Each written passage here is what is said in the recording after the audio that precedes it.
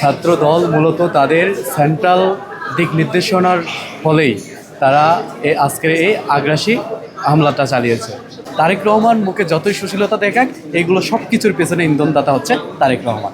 আমি নিজেও আহত হয়েছিলাম, আমি ঠিক বলতে পারতেছি না, তবে এই পর্যন্ত নিউজ অনুযায়ী 50-এর অধিক আহত হয়েছে।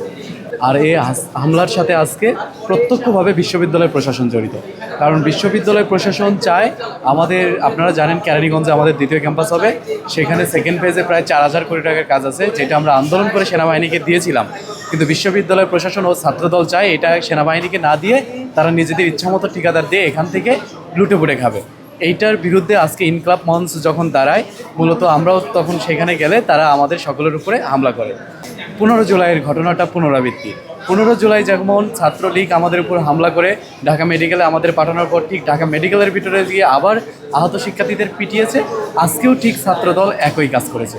তারা আজকে আমাদের শিক্ষার্থীদের, পথচারীদের, আইনজীবীদের, যাকে যেখানে পেয়েছে, যাকে সন্দেহ হয়েছে তাকে মেরে পরবর্তীতে আমরা যখন এখানে আসি হাসপাতালে, তারা হাসপাতালের গেট অতিক্রম করে এসে ভিতরেও আমাদের গায়ে হাত তুলেছে, যা সম্পূর্ণ ছাত্রলীগের একদম পুনরাবৃত্তি।